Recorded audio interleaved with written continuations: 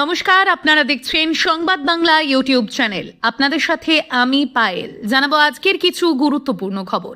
প্রধান সংবাদগুলি জানার আগে শুরুতেই দেখে নিন আজকের হেডলাইন। এবার মমতার হাত ছাড়ছেন রাজ্যের আরও এক প্রাক্তন মন্ত্রী। এনসিপিআই সাংসদের সঙ্গে সাক্ষাৎ নিয়ে জল্পনা। আরামবাগে বিজেপি কর্মীকে লক্ষ্য করে পরপর গুলি, পায়ে গুলিবিদ্ধ যুব মোর্চা কর্মী, গ্রেপ্তার এক তদন্তে পুলিশ। আমাদের বহু নেতা মধুতে আসক্ত, দলের একাংশের বিরুদ্ধে বিস্ফোরক দিলীপ ঘোষ কাঁধে বিঁধলেন। সনাতনীদের ধর্মীয় ভাবাবেগে আঘাত, এবার মোদির বারাণসীতে এফআইআর রাহুলের নামে।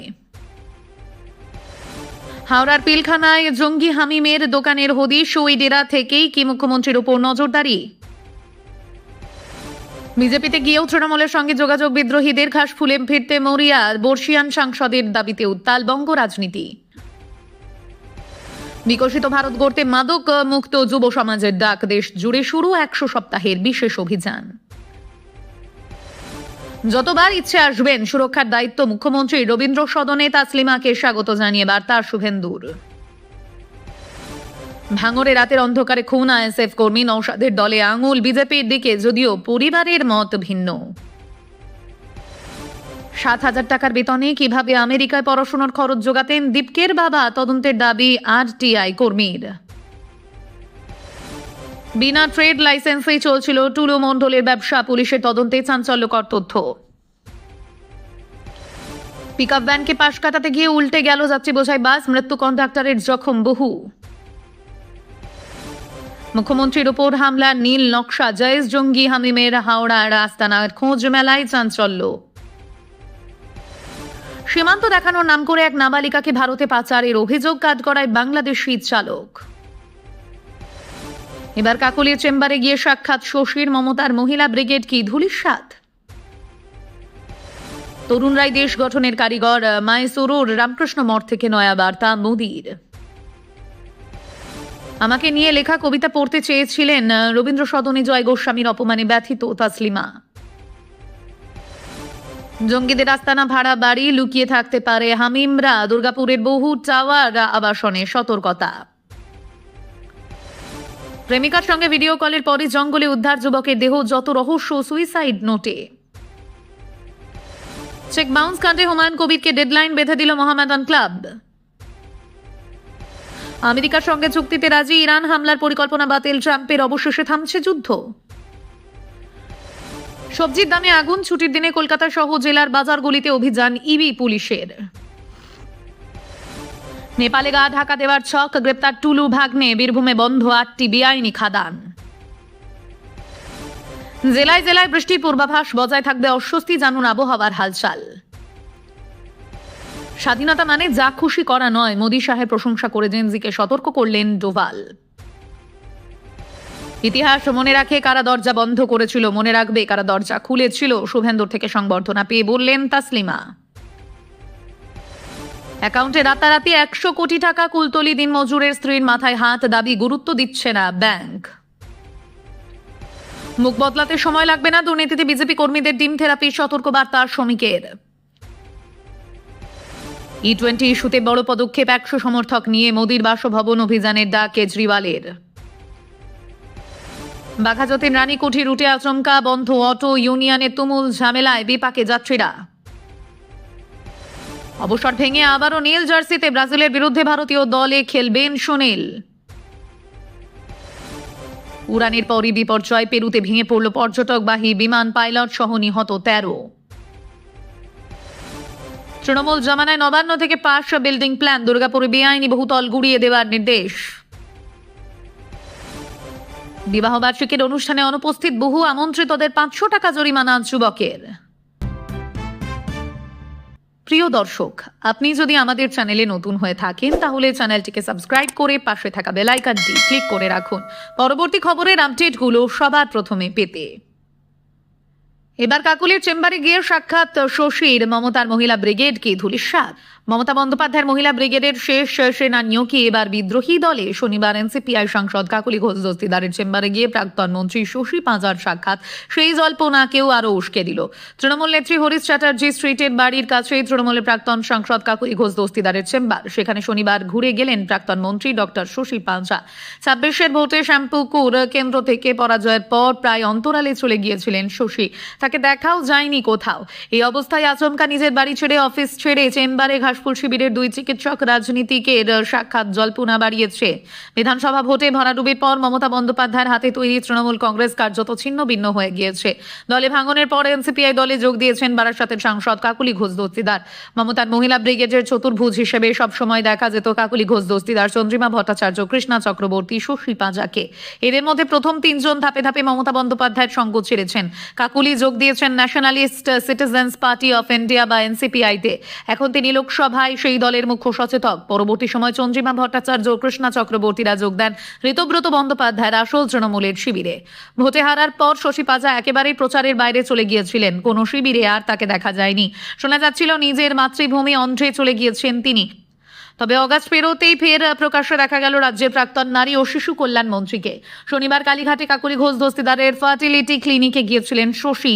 সাংসদের সঙ্গে দেখা করে কথাও বলেছেন। যদিও এই বিষয়ে তিনি জানিয়েছেন ব্যক্তিগত কারণে সেখানে যাওয়া, কিন্তু রাজনৈতিক মহলে জোর গুঞ্জন দল বদলের রাস্তা পরিষ্কার করার উদ্দেশ্যে কাকুলির সঙ্গে একেবারে ক্লিনিকে গিয়ে এই সাক্ষাৎ।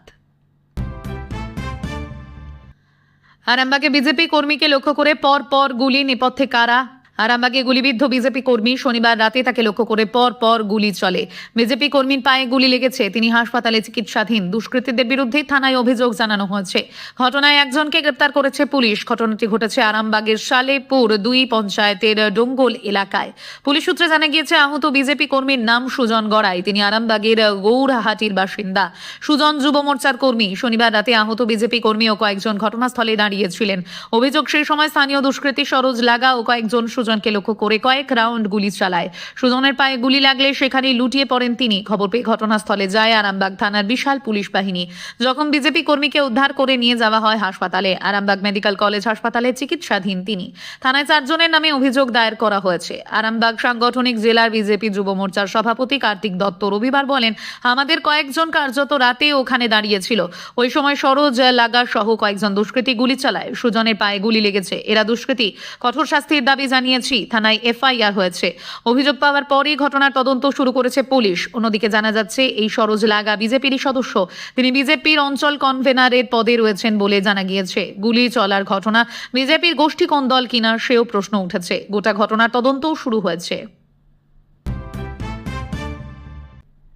আমাদের বহু নেতা মধুতে আসক্ত, বিস্ফোরক দিলীপ কাদের বিঁধলেন। ক্ষমতায় আসার পর থেকেই দুর্নীতিতে জিরো টলারেন্সের বার্তা দিয়ে এসেছে শুভেন্দু সরকার। তৃণমূল জামানার দুর্নীতির ফাইল খোলার সঙ্গে দলীয় কর্মীদেরও বারবার সতর্ক করতে দেখা গিয়েছে নেতাদের।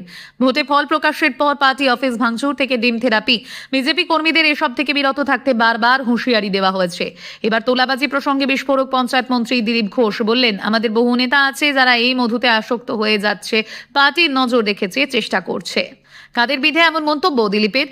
বিরোধী দলের নেতা হোক বা শাসক দলের মন্ত্রী, সর্বদাই দাবাং মোডে ধরা দিয়েছেন প্রবীণ নেতা। তিনি মুখ খুললেই সঙ্গে এসেছে বিতর্ক। তবে এবার দলের কর্মীদের উদ্দেশ্যে বিস্ফোরক বক্তব্য শুনে তাজ্জব সকলে। দলের একাংশের বিরুদ্ধে তোলাবাজির অভিযোগের কথা যে তার নজর এড়ায়নি, তাই এদিন তা বুঝিয়ে দিয়েছেন দিলীপ ঘোষ। তৃণমূল জামানার রেশ টেনে তিনি বলেন, তোলাবাজির সংস্কৃতি এত তাড়াতাড়ি উঠে যাবে তা ভাবার কোনো কারণ নেই। পুলিশকে বলা হয়েছে অভিযোগ আসলেই ব্যবস্থা নিতে হবে। আমাদের বহু নেতা আছে যারা এই মধুতে আসক্ত হয়ে যাচ্ছে, পার্টির নজর রেখেছে, চেষ্টা করছে। পার্টির মধ্যে আলোচনা হচ্ছে, এরা খুব ঘনিষ্ঠ হয়ে গিয়েছে। যারা মানুষকে কষ্ট দিয়েছিল তাদের সঙ্গে মানুষ যে উদ্দেশ্যে বদল করেছে সেটা যেন আমরা ভুলে না যাই। শনিবার কলকাতার রাজারহাটে আইআইটি খড়গপুর রিসার্চ পার্কের একটি অনুষ্ঠানে তোলাবাজি নিয়েও সাবধানবাণী শোনা যায় বিজেপির রাজ্য সভাপতি শ্রমিক ভট্টাচার্যের মুখে। তিনি বলেন, পুরোপুরি তোলাবাজি আটকাতে পারিনি। বাম ও তৃণমূল সরকারের আমলের দলীয় রাজনীতির ছত্রছায়া থেকে বেরিয়ে আসার বার্তা দেন শ্রমিক। দলীয় কর্মীদের হুঁশিয়ারি দিয়ে শ্রমিক বলেন, বিচ্যুতি আছে।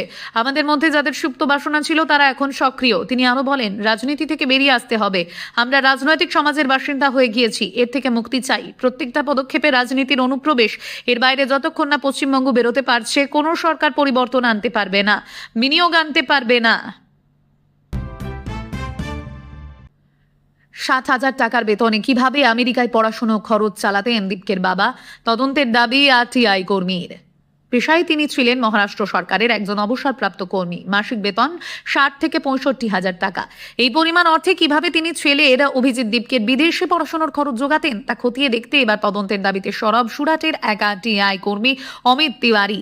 ইতিমধ্যেই তিনি নির্বাচন commission, central board of indirect taxes and customs এবং মহারাষ্ট্র সরকারের কাছে অভিযোগ দায়ের করেছেন বলে খবর।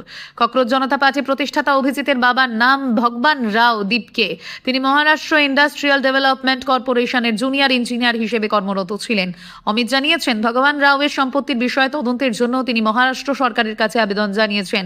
আরটিআই কর্মীর প্রশ্ন, তিনি যদি 60 থেকে 65,000 টাকা বেতন পেতেন তবে কিভাবে তিনি আমেরিকায় তার সন্তানের পড়াশোনার খরচ জোগালেন।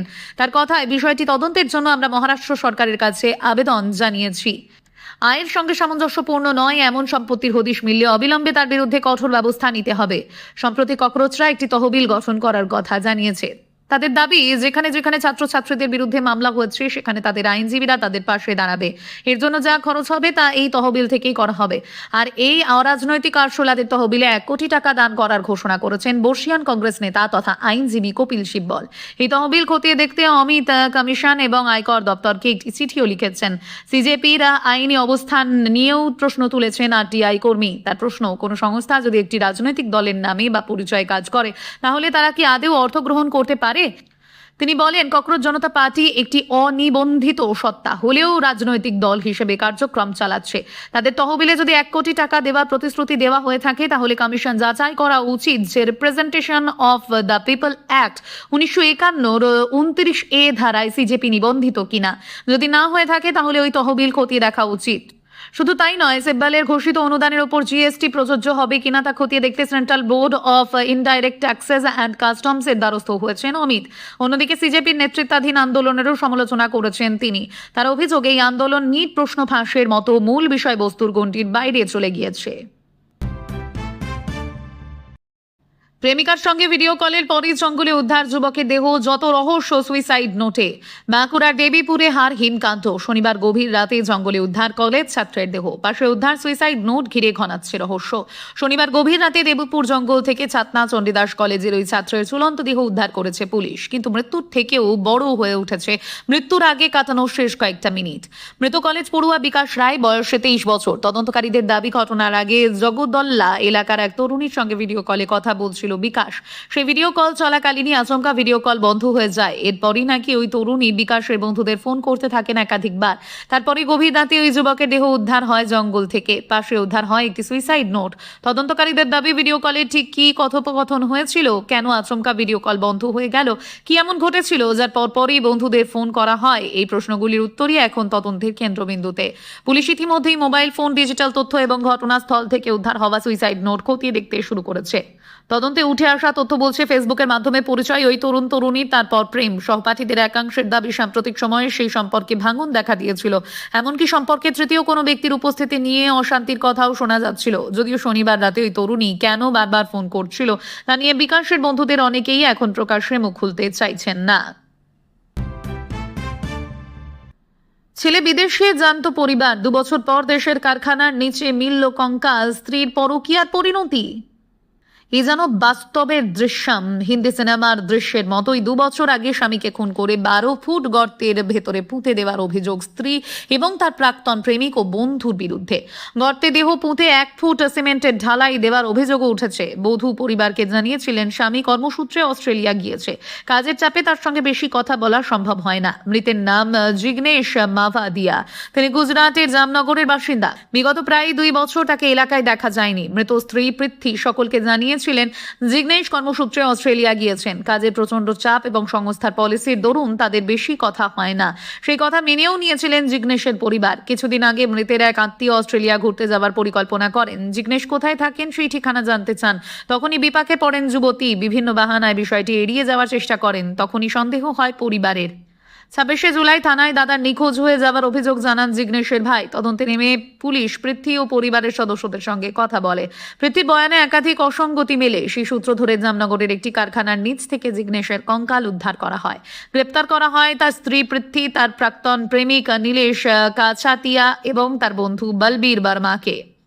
তদন্তে উঠে এসেছে 2024 সালে 31শে মে রাতে জিগ্নেশকে পার্টির নামে মদে বিষ মিশিয়ে হত্যা করা হয়। জামনগরের সহকারী পুলিশ সুপার প্রতিভা জানান, সায়ানাইড মেশানো মদ পান করিয়ে জিগ্নেশকে হত্যা করা হয়। মৃত্যুর পর দেহ 12 ফুট নিচে গর্তে পুঁতে ঢালাই করে দেওয়া হয়। ওই গর্ত থেকে একটি কঙ্কালের দেহাবশেষ উদ্ধার করা হয়েছে, সেটি ফরেন্সিক পরীক্ষায় পাঠানো হয়েছে। 3 জনকে গ্রেপ্তার করে ভারতীয় ন্যায় সংহিতার খুন, প্রমাণ লোপাট এবং অন্যান্য অপরাধের মামলা রুজু করে তদন্ত শুরু করা হয়েছে। রবিবার ছুটিতে বাধা ভারী বৃষ্টি, একাধিক জেলায় তুমুল বর্ষণের আশঙ্কা, জারি হলুদ সতর্কতা। অতি গভীর নিম্নচাপ সরে গেলেও রেহাই নেই। আপাতত রবির সকালে রোদ থাকলেও বেলা গড়ালে ধেয়ে আসবে দুর্যোগ। আজ রবিবার ছুটির দিনে দক্ষিণবঙ্গের 8 জেলায় মাঝারি থেকে ভারী বৃষ্টির পূর্বাভাস জারি করল আলিপুর আবহাওয়া দপ্তর।